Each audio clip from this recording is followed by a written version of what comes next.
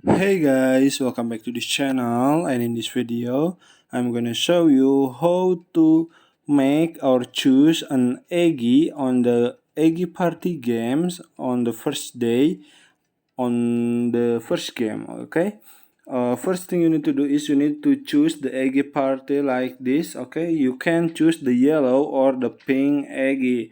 For this example, I want to choose the yellow Eggy and then click next. And then you can customize the face of the Eggy. I want to be cute, so I choose this face. Okay, and then you can also choose the skin color and then click done if you are ready. And now your Eggy is ready to play. So here it is. I hope this video was helpful for you guys.